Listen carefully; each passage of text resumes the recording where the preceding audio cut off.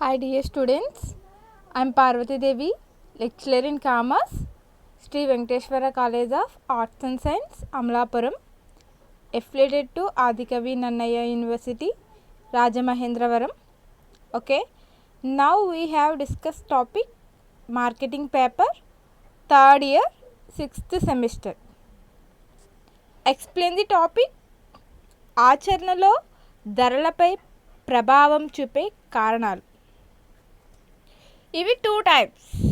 అవి ఏంటంటే ధరల పెరుగుదలకు కారణమయ్యే శక్తులు, అలాగే సెకండ్ వన్ ధరల తగ్గింపుకు కారణమయ్యే శక్తులు. ఇక్కడ ఆచరణలో ధరలపై ప్రభావం చూపే కారకాలు అనేవి 2 రకాలుగా విభజించడం జరిగింది. ఈ 2 రకాలు ఏంటంటే ధరలపై ప్రభావం చూపే కారకాలు అనేవి ఉంటాయి, అలాగే ఎఫెక్ట్స్ అనేవి ఉంటాయి, అలాగే ధరలు తగ్గింపుకు కారణమయ్యే ఎఫెక్ట్స్ కూడా ఉంటాయి, శక్తులు కూడా ఉంటాయి. దీంట్లో ఫస్ట్ వన్ వచ్చేసరికి డిమాండ్ ఎక్కువగా ఉండి సప్లై తక్కువగా ఉన్నప్పుడు. ఎగ్జాంపుల్ చెప్పాలి అంటే డిమాండ్ ఎక్కువగా ఉన్నప్పుడు వస్తువులు ఏవైతే ఉంటాయో ఆ వస్తువులు డిమాండ్ బాగా ఎక్కువగా ఉన్నప్పుడు ఆ వస్తువుని ఎక్కువగా ఉపయోగించడం వలన కానీ యూటిలైజ్ చేయడం వలన కానీ ఉపయోగించడం వల్ల ఏమవుతుంది అంటే ఆ ప్రొడక్ట్కి డిమాండ్ అనేది ఎక్కువగా ఉండడం జరుగుతుంది. ఈ ప్రొడక్ట్కి డిమాండ్ ఎప్పుడైతే ఏర్పడుతుందో ఆటోమేటిక్గా సప్లై అనేది ఎక్కువగా ఉంటుంది. అంటే ఒక వస్తువుని ఎక్కువగా ఉపయోగించడం వల్ల ఒక వస్తువుకి గిరాకీ అంటే డిమాండ్ ఎక్కువగా ఉండడం వల్ల సప్లై అనేది ఎక్కువగా ఉంటుంది. అదే డిమాండ్ తక్కువగా ఉన్నట్లయితే సప్లై అనేది ఎక్కువగా ఉంటుంది.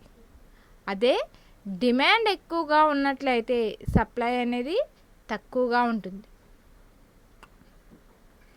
డిమాండ్ ఎక్కువగా ఉండి సప్లై అనేది తక్కువగా ఉన్నప్పుడు ఆ వస్తువు యొక్క నాణ్యత, క్వాలిటీ ఆర్ క్వాంటిటీ, ఆ వస్తువుకి మంచి పేరు ప్రతిష్టలు ఉన్నప్పుడు, ఆ వస్తువు యొక్క డిమాండ్ పెరిగినప్పుడు సప్లై అనేది తక్కువగా ఉండడం జరుగుతుంది. అందరూ వినియోగించడం వల్ల ఆ ప్రోడక్ట్ని ప్రొడ్యూస్ చేయడం అనేది చాలా కష్టతరం అవుతుంది.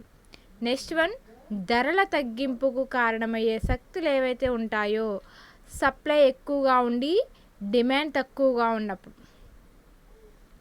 ఈ సప్లై అనేది ఎక్కువగా ఉంటుంది, డిమాండ్ అనేది తక్కువగా ఉంటుంది. డిమాండ్ ఎగ్జాంపుల్ చెప్పాలి అంటే డిమాండ్ ఎప్పుడైతే తగ్గుతుందో సప్లై అనేది విపరీతంగా పెరుగుతుంది. ఈ డిమాండ్ వస్తువు యొక్క గిరాకీ తగ్గినప్పుడు ఆ ప్రొడక్ట్ యొక్క సప్లై అనేది ఎక్కువగా జరగడం జరుగుతుంది. ఇక్కడ డిమాండ్ సప్లై మీద డిపెండ్ అయ్యే మార్కెట్ అనేది ఉండడం జరుగుతుంది. ఇక్కడ డిమాండ్ని సప్లైని బేస్ చేసుకుని మార్కెటింగ్ అనేది వస్తువుని ప్రొడ్యూస్ చేయడం జరుగుతుంది. వస్తువు మార్కెట్పై ఆధారపడి ఉంటుంది, మార్కెట్ డిమాండ్ సప్లైపై ఆధారపడి ఉండడం అనేది జరుగుతుంది. నెక్స్ట్ వన్ వచ్చేసరికి పెరిగిన వేతనాలు ఉత్పాదకత పెంపుకు సమానంగా ఉన్నట్లయితే, పెరిగిన వేజెస్ ఏవైతే ఉంటాయో వేతనాలు ఉత్పాదక పెంపుకు సమానంగా ఉన్నట్లయితే ధరల పెరుగుదలకు కారణమయ్యే శక్తులు ఎఫెక్ట్స్ అనేవి ఉంటాయి. అలాగే నెక్స్ట్ వన్ ఉత్పాదకత పెరిగి స్థిరమైన వేతనాలు ఉన్నప్పుడు. ఇక్కడ పెరిగిన వేతనాలు ఉత్పాదక పెంపుకు సమానంగా లేనట్లయితే వస్తువు అనేది సకంలో తయారై ఉన్నప్పుడు అని. ఉత్పత్తి పంపిణీ అనేది పూర్తిగా తయారైన వస్తువును డిస్ట్రిబ్యూట్ చేయడం. పూర్తిగా తయారైనటువంటి వస్తువు ఏదైతే ఉంటుందో దాన్ని డిస్ట్రిబ్యూట్ చేసే విధంగా ఉండాలి. ఇక్కడ ఉత్పాదక అనేది సగం తయారీలో ఉన్న వస్తువు అని అర్థం. ఇక్కడ ఉత్పాదక పెంపుకు సమానంగా లేనట్లయితే ధరల తగ్గింపుకు కారణమయ్యే శక్తుల్లో ఉత్పాదకత పెరిగి స్థిరమైన వేతనాలు ఉన్నప్పుడు.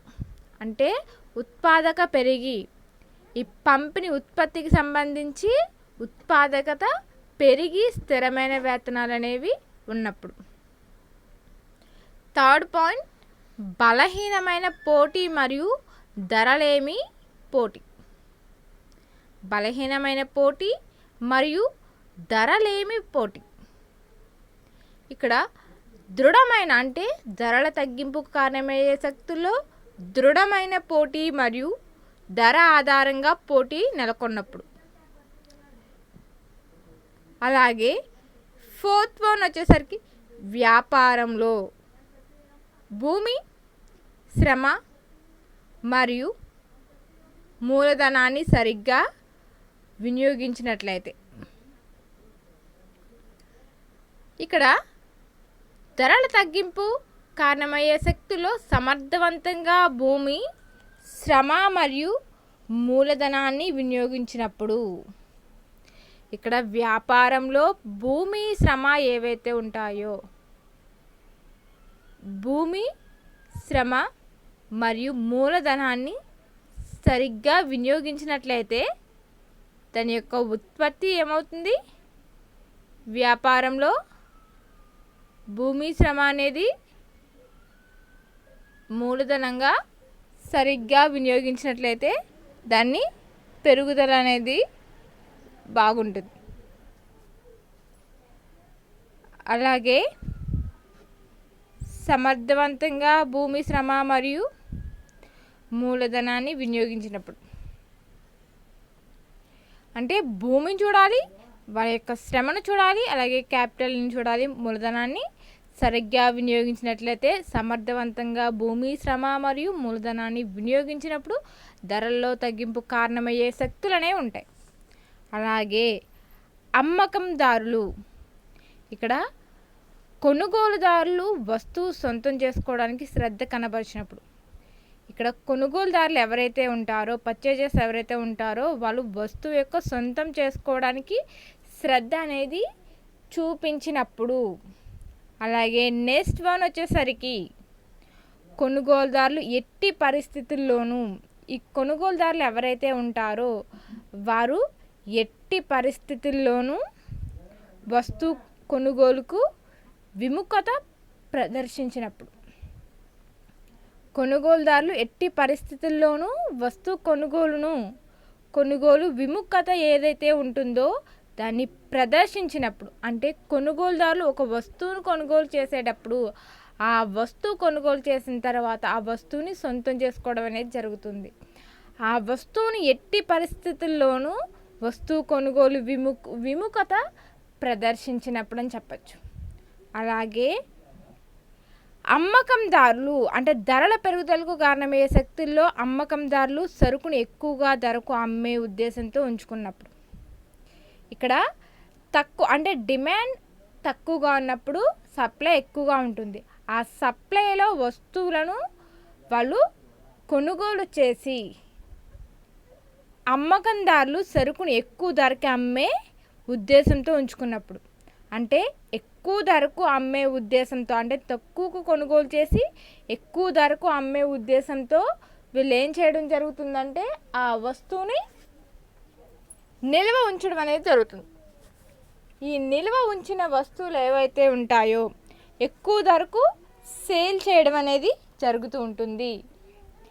అలాగే అమ్మకందారులు అమ్మడానికి ఆసక్తి కనబరిచినప్పుడు.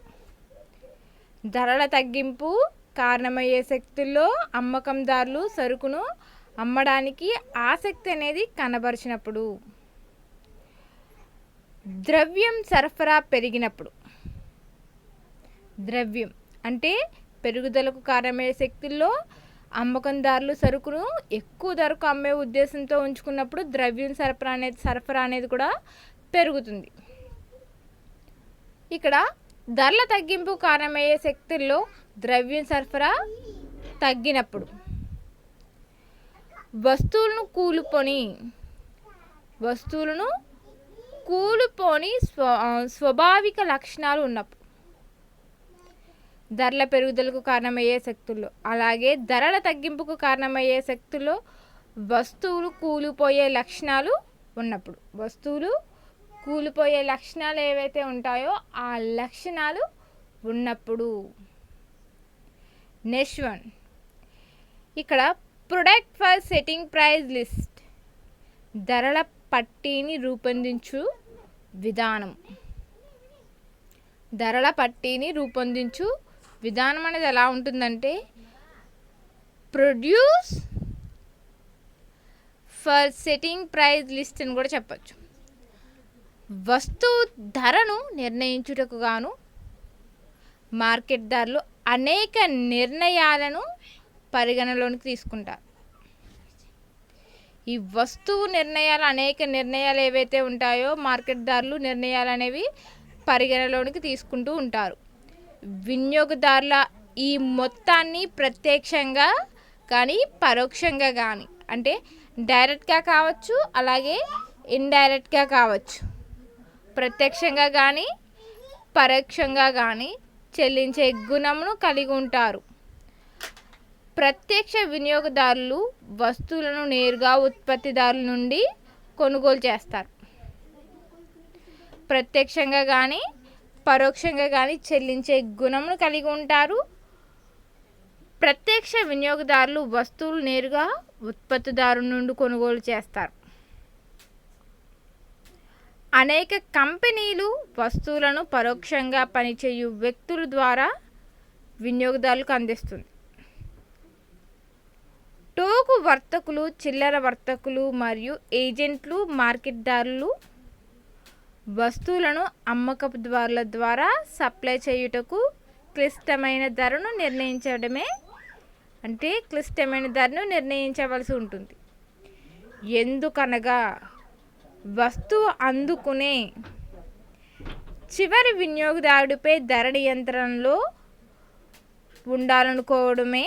కాబట్టి ఇటువంటి సందర్భాల్లో ధరలను రూపొందించడం కంటే వినియోగదారుడు చెల్లించవలసిన మొత్తాన్ని అంచనా వేయడం చాలా కష్టం. మార్కెట్దారుడు ఊహించిన విధంగా కాక వినియోగదారుని అందించే వస్తువులు నాటకీయంగా వ్యత్యాసాన్ని చూపుతారు.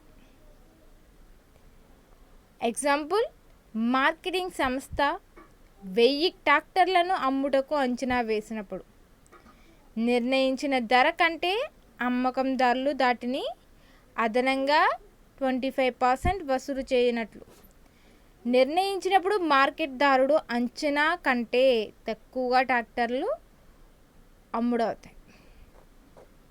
ఇక్కడ ఏం చెప్పడం అంటే, మార్కెట్దారుల వస్తువులను చిల్లర వర్తకులు కావచ్చు, టోకు వర్తకులు కావచ్చు, ఏజెంట్లు కావచ్చు, వ్యక్తుల ద్వారా వినియోగదారులకు అందిస్తుంది. ఈ వ్యక్తులు ఎవరంటే టోకు వర్తకులు, చిల్లర వర్తకులు మరియు ఏజెంట్లు. మార్కెట్దారులు వస్తువులు వినియోగదారులకు అందిస్తుంది అంటే అమ్మకందారులు సప్లై చేయుటకు క్లిష్టమైన ధరను నిర్ణయించవలసి ఉంటుంది. ఎందుకనగా వస్తువు అందుకుంటే చివరి వినియోగదారునిపై ధర నియంత్రణలో నిర్ణయించవలసి ఉంటుంది. మార్కెట్దారులు వస్తువులను చివరి వినియోగదారుడిపై ధర నియంత్రణలో ఉండాలనుకోవడమే. కాబట్టి ఇటువంటి సందర్భాల్లో ధరలను రూపొందించడం కంటే వినియోగదారుడు చెల్లించవలసిన మొత్తాన్ని అంచనా వేయడం చాలా కష్టం. ఈ మార్కెట్దారులు ఎవరైతే ఉంటారో ఊహించిన విధంగా వినియోగదారుని అందించే వస్తువులను ఈ నాటకీయంగా ఏవైతే ఉంటాయో, నాటకీయంగా కావచ్చు, అలాగే ఏవైతే ఉంటాయో ఆ వస్తువులన్నిటినీ కూడా వాళ్ళు సరఫరా చేయడం అనేది జరుగుతూ ఉంటుంది. అలాగే అమ్మకందారునికి అదనంగా 25% ఈ సేల్స్ చేసే వాళ్ళు ఎవరైతే ఉంటాయో ఈ 25% అనేది వసూలు చేసినట్లు నిర్ణయించినప్పుడు, అమ్మకందారునికి అదనంగా 25% వసూలు చేయనట్లు నిర్ణయించినప్పుడు మార్కెట్దారుల అంచనా కంటే తక్కువగా ట్రాక్టర్లు అమ్ముడవుతాయి. ధరను నిర్ణయించడానికి ఈ క్రింది పేర్కొన్న 7 దశలు అంశాలు హేతుబద్ధ దృక్పథాన్ని ఏర్పడతాయి. కంపెనీ దూరదృష్టిని మార్కెట్దారు లక్ష్యాలు పరిగణించాలి. సంస్థ నిర్వాహకులు ఏర్పరిచిన ధ్యేయాలను బట్టి మార్కెటింగ్ నిర్ణయాలు ధర నిర్ణయాల్లో సహా ఆధారపడి ఉంటాయి. సంస్థ ధ్యేయాలు 2 స్థాయిల ద్వారా వస్తాయి. మొదటగా కంపెనీ యొక్క సమగ్రమైన ధ్యేయాలు విధులు వారి విభాగాలు నిర్ణయిస్తాయి, అంటే నిర్ణయాలు చేయడానికి మార్గదర్శకంగా ఉంటాయి. మార్కెటింగ్, ఉత్పత్తి, మానవ వనరులు, విత్త విభాగం చేయడానికి అంటే వివిధ భాగాలు ఏర్పరచుకున్న ధ్యేయాల ఆధారంగా ముఖ్యంగా మార్కెటింగ్ భాగంలో తమ స్వంత ధ్యేయాలను రూపొందిస్తాయి. అవి పెట్టుబడిపై ప్రతిఫలం, నగదు ప్రవాహం, మార్కెట్ వాటా, లాభాల గరిష్టీకరణ మొదలగునవి కావున ధరను నిర్ణయించడంలో మార్కెట్లు తమ సంస్థ దూరదృష్టిని మార్కెటింగ్ ధ్యేయాలు విస్మరిస్తాయి. ఇక్కడ సంస్థ నిర్వాహకులు ఏర్పరిచిన ధ్యేయాలను బట్టి మార్కెటింగ్ నిర్ణయాలు ధర నిర్ణయాలతో సహా ఆధారపడి ఉంటాయి. సంస్థ ధ్యేయాలు 2 స్థాయిల ద్వారా వస్తాయి. మొదటగా కంపెనీ యొక్క సమగ్రమైన ధ్యేయాలు విధులు వారి విభాగాలను నిర్ణయాలు చేయడానికి మార్గదర్శకంగా ఉంటాయి. మార్కెటింగ్, ఉత్పత్తి, మానవ వనరులు అంటే హ్యూమన్ రిసోర్స్, విత్త విభాగం మొదలైనవి వివిధ భాగాలు ఏర్పరచుకున్న ధ్యేయాల ఆధారంగా ముఖ్యంగా మార్కెట్ విభాగంలో తమ సొంత ధ్యేయాలను రూపొందిస్తాయి.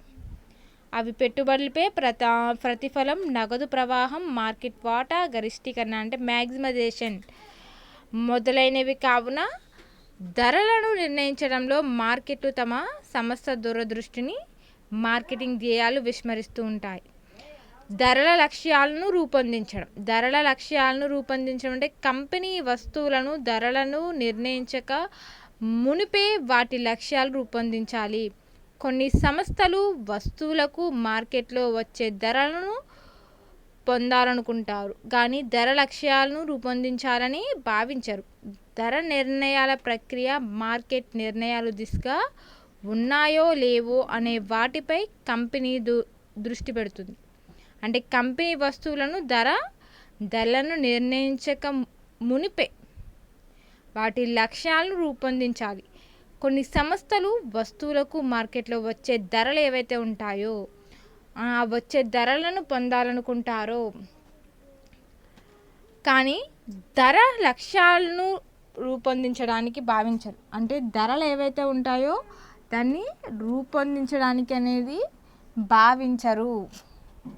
అలాగే ధర నిర్ణయాలు అనేవి ఏవైతే ఉంటాయో ధర నిర్ణయాల ప్రక్రియ మార్కెట్ నిర్ణయాల దిశగా ఉన్నాయో లేవో అనే వాటిపై కంపెనీ దృష్టి పెడుతుంది. కంపెనీ అనేది దృష్టి పెట్టడం అనేది జరుగుతూ ఉంటుంది. అలాగే కంపెనీ దృఢమైన బ్రాండ్ పేరు కలిగినట్లయితే కంపెనీ యొక్క దృఢమైన పేరును కలిగి ఉన్నట్లయితే సంస్థ వినియోగదారులు లక్ష్యంగా పెట్టుకుంటుంది. ఈ సంస్థ అనేది వినియోగదారులు లక్ష్యంగా పెట్టుకోవడం అనేది జరుగుతుంది. ఆ సందర్భంలో ఉన్నత పోటీ ధరను నిర్ణయించి సమానమైన పోటీ లేకుండా చేసుకోవాలి. అంటే ఈ కంపెనీ దృఢమైన లక్షణాలు బ్రాండ్ ఏవైతే ఉంటాయో కలిగి ఉన్నట్లయితే సంస్థ సంపన్న వినియోగదారులు లక్ష్యంగా పెట్టుకుంటుంది. అనుభవజ్ఞులైన వాళ్ళని, సంపన్నులైన వాళ్ళని ఈ సంస్థలో ఆర్గనైజేషన్లో అనేది పెట్టుకోవడం అనేది జరుగుతూ ఉంటుంది. అలాగే ఈ సందర్భంలో ఉన్నత పోటీదారులను నిర్ణయించడం కూడా జరుగుతుంది. నిర్ణయించిన సమానమైన పోటీ లేకుండా చూసుకోవాలి. అంటే నిర్ణయించిన తర్వాత సమానమైన పోటీ అనేది లేకుండా చూసుకోవాల్సి ఉంటుంది. అలాగే డిమాండ్ అంచనా అనేది ఎలా ఉంటుందంటే వస్తువు డిమాండ్ అంటే ఒక నిర్దిష్ట సమయంలో నిర్దిష్ట ధరకు కొనుగోలుదారులు కొనుగోలు చేసే యూనిట్లు అని చెప్పవచ్చు. డిమాండ్ అంచనా అంటే డిమాండ్ని అంచనా అంటే ఒక నిర్దిష్ట సమయంలో ఒక సమయంలో ఒక నిర్దిష్ట ధరను కొనుగోలుదారుడు కొనుగోలు చేసే యూనిట్లు ఏవైతే ఉంటాయో ఆ యూనిట్లు అని చెప్పవచ్చు. వస్తువు డిమాండ్కు కొనుగోలుదారు ప్రాధాన్యతకు అనేక కారణాలు అనేవి ఉంటాయి. వస్తువు డిమాండ్ అంచనా వేయడంలో ఈ దిగువ కారణాలు ప్రభావితమైనవిగా చెప్పవచ్చు. అవి ఏంటంటే డిమాండ్ సూత్రాలు, డిమాండ్ పరిమాణంలో మార్పులు, డిమాండ్ మార్పులు, డిమాండ్ వ్యాకోచము. ఇక్కడ డిమాండ్ యొక్క సూత్రం ఏం చెప్తుందంటే డిమాండ్ షెడ్యూల్ అంటే కొనుగోలుదారుడు అనేక ధరలలో కొనుగోలు చేయు వస్తువు సంఖ్య ధర తక్కువగా ఉన్నప్పుడు వస్తువులను అధిక సంఖ్యలో డిమాండ్ ఉంటుంది. కానీ ధర ఎక్కువగా ఉన్నప్పుడు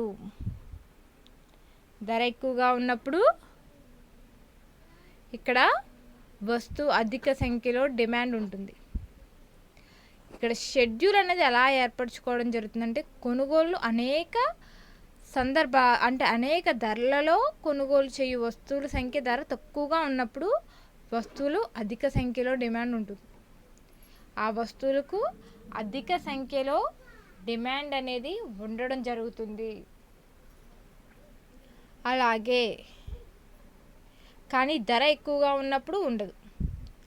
అంటే ఇక్కడ తక్కువగా ఉన్నప్పుడు దానికి డిమాండ్ ఎక్కువగా ఉంటుంది. అదే దాని ప్రైస్ అనేది ఎక్కువగా ఉన్నప్పుడు డిమాండ్ అనేది తక్కువగా ఉండడం అనేది జరుగుతుంది. అంటే ఇక్కడ ప్రైస్ని బేస్ చేసుకుని ఈ ప్రైస్ ఏదైతే ఉంటుందో ఆ లో ప్రైస్ ఉన్నప్పుడు కస్టమర్స్ అనేవాళ్ళు, సప్లయర్స్ అనేవాళ్ళు ఎక్కువ ఇన్వెస్ట్మెంట్ చేయడానికి, ఎక్కువ కొనుగోలు చేయడానికి ఇంట్రెస్ట్ అనేది చూపడం జరుగుతుంది. దాని యొక్క ప్రైస్ పెరిగే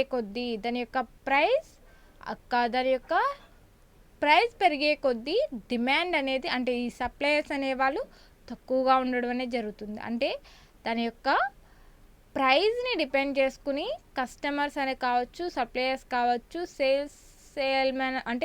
సేల్స్ మ్యాన్స్ కావచ్చు, వీళ్ళందరూ కూడా ఎక్కువగా కొనుగోలు చేయడం జరుగుతుంది. అంటే ప్రైస్ అనేది తక్కువగా ఉన్నప్పుడు, అలాగే దాని ప్రైస్ ఎక్కువగా ఉన్నప్పుడు తక్కువగా ఇన్వెస్ట్మెంట్ అంటే ఎక్కువ మంది కొనుగోలు శాతం అనేది తగ్గిపోతుంది. అదే ప్రైస్ తక్కువగా ఉన్నప్పుడు కొనుగోలు శాతం అనేది ఎక్కువ శాతం పెరగడం అనేది జరుగుతూ ఉంటుంది. నెక్స్ట్ వన్, డిమాండ్ పరిమాణంలో మార్పులు. వస్తువు డిమాండ్ పరిమాణంలో మార్పులు మారుతున్న ధరలను బట్టి ఉంటుంది. పెరుగుతున్న వస్తువు డిమాండ్ ఆధారంగా తగ్గుతున్న ధరలు, దీనివలన అమ్మకాలు పెరుగుతాయి.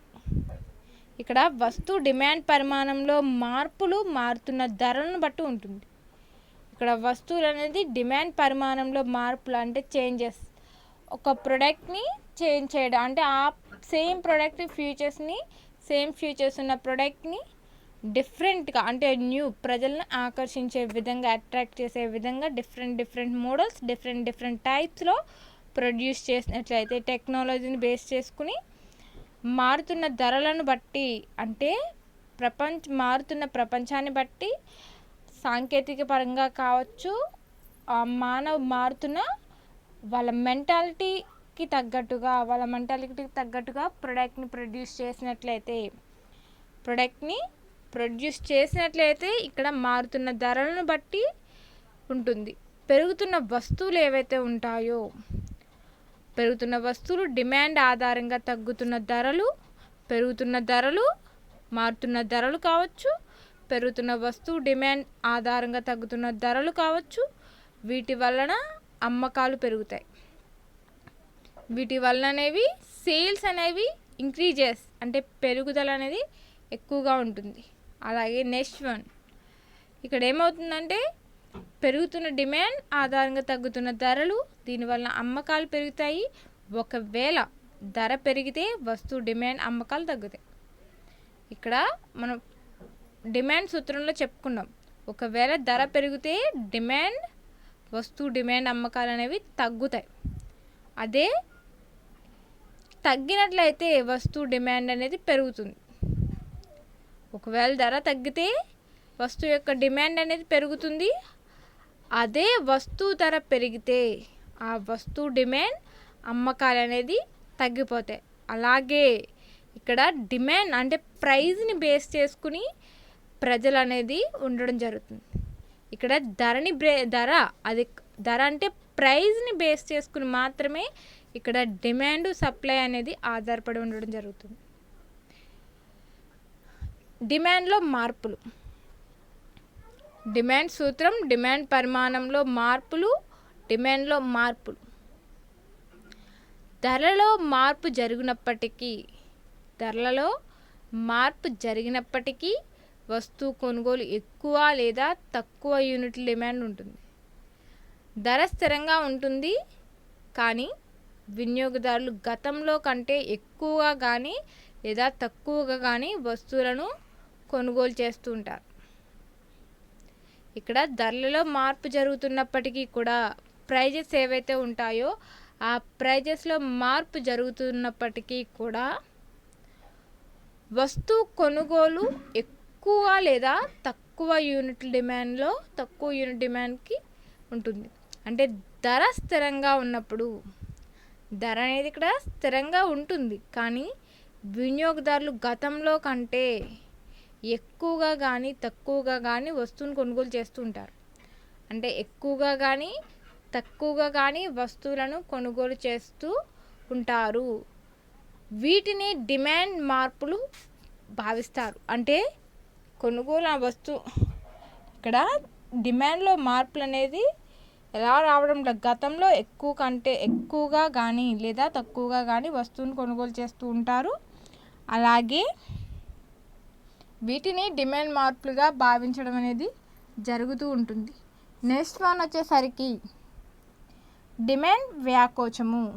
డిమాండ్ వ్యాకోచం అనేది ఏంటంటే ధర యొక్క మరొక ముఖ్యమైన భావన డిమాండ్. ధర యొక్క మరొక ముఖ్యమైన భావన అనేది డిమాండ్.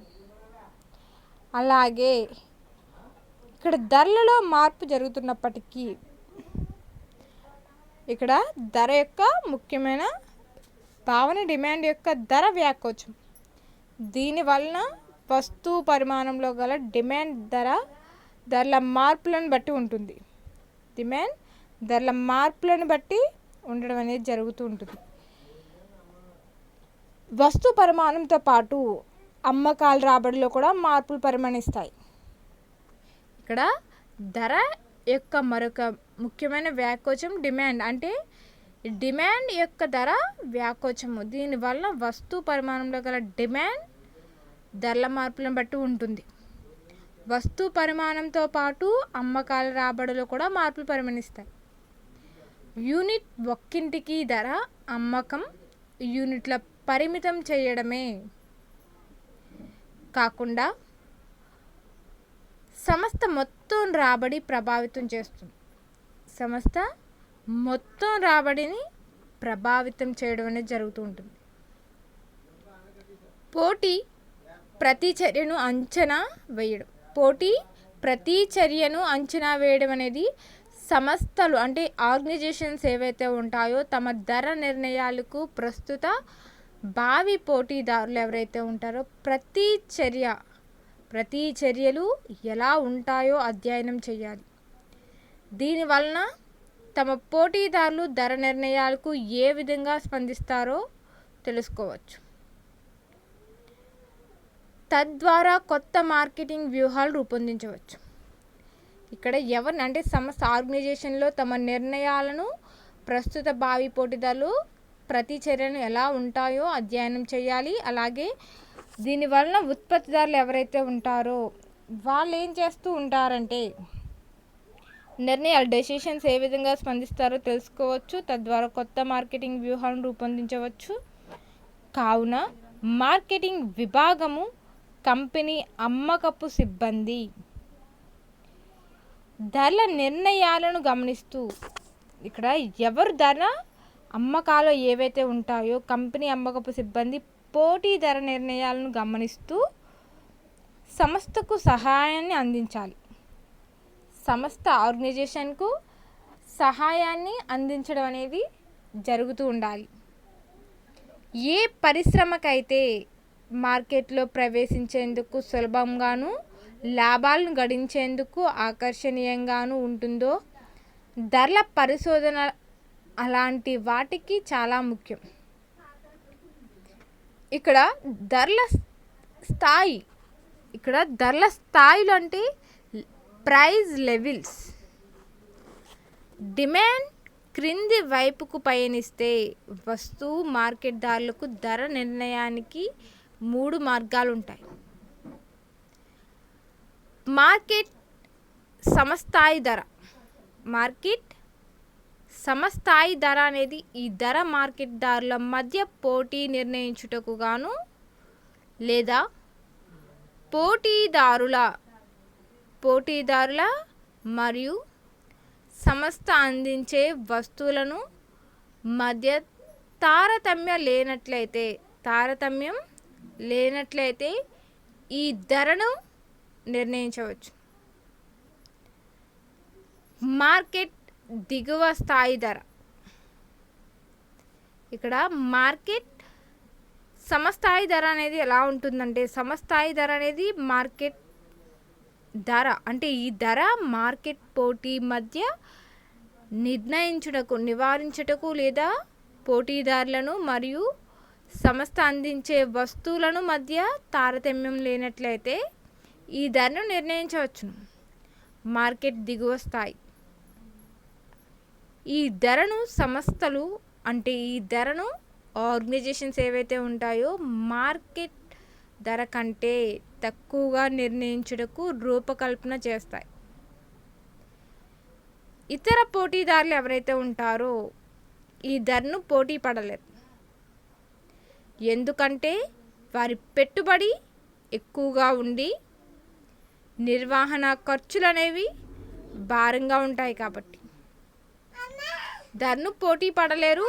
ఎందుకంటే వారి పెట్టుబడి అనేది ఎక్కువగా ఉండి నిర్వహణ ఖర్చులు అనేవి మేనేజ్మెంట్ ఎక్స్పెన్సెస్ అనేవి నిర్వహణ ఖర్చులు భారం అనేది ఉంటుంది కాబట్టి.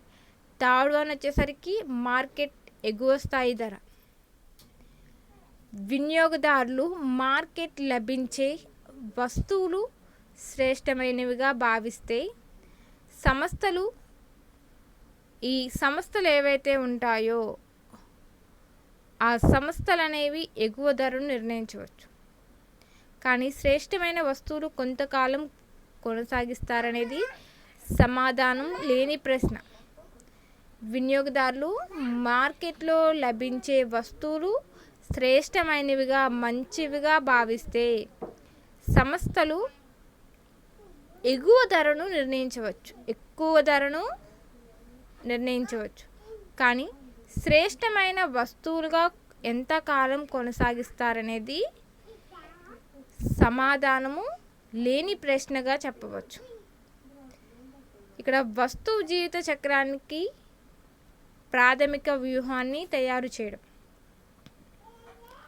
సంపూర్ణ ధర నిర్ణయ పరిశోధన ప్రక్రియ. మార్కెటింగ్ దారులు అంటే సంపూర్ణంగా ఫుల్ ప్లేజ్డ్గా ధర నిర్ణయ పరిశోధన అనేది పత్రికల్లో మార్కెట్ దారులు వస్తువు జీవిత చక్రంపై ప్రాథమిక దృష్టిని పెట్టి వ్యూహాన్ని రూపొందించాలి. ఇక్కడ ప్రారంభ దశ అనేది ఎలా ఉంటుందంటే ప్రొడక్షన్ స్టేజ్. ప్రాథమిక దశ ప్రొడక్షన్ స్టేజ్. ఈ దశలో మార్కెట్లో ప్రవేశపెట్టిన కొత్త వస్తువు ఉన్నత స్థాయిలో వస్తు వైవిధ్యతను కలిగి ఉంటుంది. ఈ దశలో మార్కెటర్ పాటించే ముఖ్యమైన ధరల వ్యూహాలను ఈ దిగువ వివరించడమైనది. ఈ దశలో మార్కెట్లో ప్రవేశపెట్టిన కొత్త వస్తువులు ఏవైతే ఉంటాయో ఉన్నత స్థాయిలో వస్తు వైవిధ్యాన్ని కలిగి ఉండి ఈ దశలో మార్కెటర్ రూపొందించే ముఖ్యమైన ధరలు వ్యూహాలని వివరించడం అనేది అని చెప్పవచ్చు. ఇక్కడ ప్రొడక్షన్ స్టేజ్లో ఏవైతే ఉంటుందో చిలకరించి నిర్ణయించే ధర విధానం సిగ్మింగ్ ప్రైజింగ్. దీనినే ఉత్తమమైన ధరను చిలకడం అని కూడా వ్యవహరిస్తారు. మార్కెట్ ఉన్నత వర్గ శ్రేణులు వినియోగదారుల దృష్టి ఉంచుకొని వస్తువు ప్రారంభ దశ చాలా ఎక్కువగా నిర్ణయిస్తారు. ఈ అధిక ధర ద్వారా వస్తువు డిమాండ్ సంపన్న వినియోగదారుల ద్వారా ఏర్పడుతుంది. ఈ వస్తువు ధర అనేది అధికంగా ఎక్కువగా వస్తువు డిమాండ్ సంపన్నదారులు ఎవరైతే ఉంటారో, వినియోగదారులు ఎవరైతే ఉంటారో వారి ద్వారా ఏర్పడడం అనేది జరుగుతూ ఉంటుంది. కావున ఉత్తమమైన ధర అధిక లాభం వినియోగదారులు ఆకర్షిస్తుంది. ఉదాహరణకు గృహ భద్రతా పరికరాలు అందించే మార్కెటర్లు ఈ ఉత్తమమైన ధరలను పాటిస్తారు. అంటే దీన్నే ఉత్తమమైన ధరను చిలకరించడం అంటే అనలైజ్ చేయడం.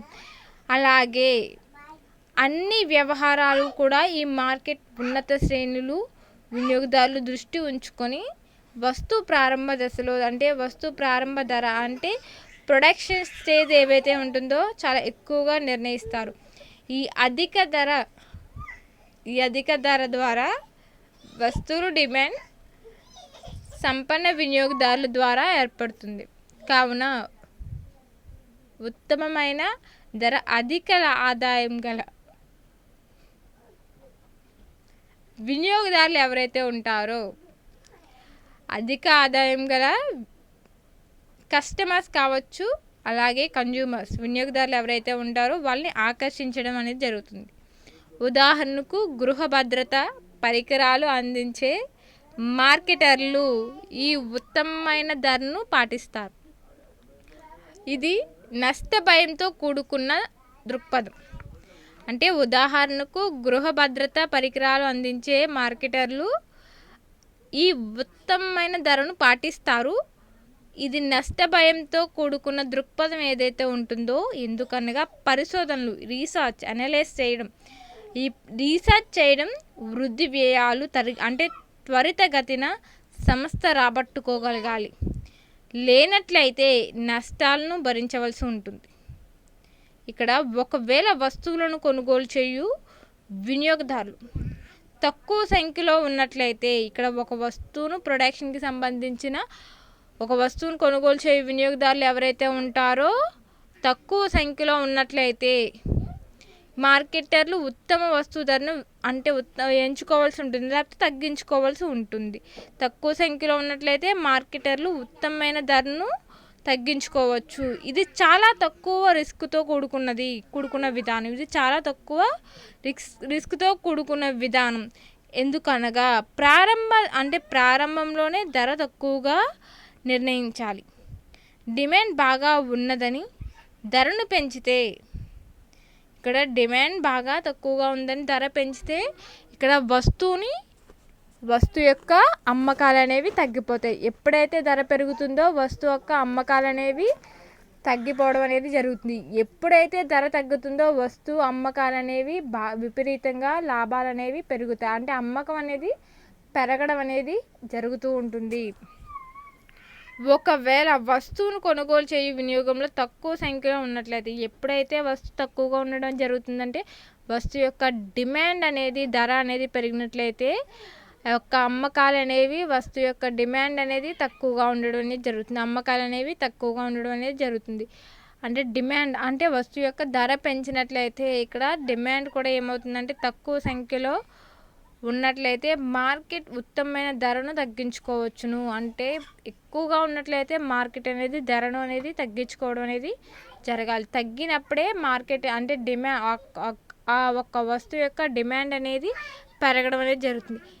ఇది చాలా తక్కువ రిస్క్తో కూడుకున్న విధానం. ఇది చాలా తక్కువ రిస్క్తో, దీంట్లో ఎటువంటి రిస్క్ అనేది ఉండడం అనేది జరగదు. చాలా తక్కువ రిస్క్తో కూడుకున్న విధానం అని చెప్పవచ్చు. ఇక్కడ ప్రొడక్షన్ స్టేజ్ కావచ్చు, సిగ్నింగ్ ప్రైజెస్ కావచ్చు, అలాగే మార్కెటింగ్ ధర కావచ్చు, మార్కెట్ దిగువ స్థాయి ధర కావచ్చు, అలాగే మార్కెట్ ఎగువ స్థాయి ధర. ఇక్కడ ఎలాంటి ధరలు ఉంటాయంటే లెవెల్ ఆఫ్ మార్కెటింగ్ ప్రైస్లో సంస్థ స్థాయి ధర, అలాగే మార్కెటింగ్ దిగువ స్థాయి ధర, అలాగే మార్కెటింగ్ ఎగువ స్థాయి ధర, అలాగే సమాన స్థాయి ధర ఉండడం జరుగుతుంది, దిగువ స్థాయి ధర ఉండడం జరుగుతుంది, అలాగే ఎగువ స్థాయి ధర ఉంటుంది. అంటే వస్తువు జీవిత చక్రానికి ప్రాథమిక వ్యూహాన్ని తయారు చేయడంలో కూడా ప్రొడక్షన్ స్టేజెస్ ప్రొడక్షన్ స్టేజ్ అనేది ఉండడం జరుగుతుంది. ఈ ప్రొడక్షన్ స్టేజ్ అనేది సిగ్మింగ్ ప్రైజింగ్ ఉండడం జరుగుతుంది.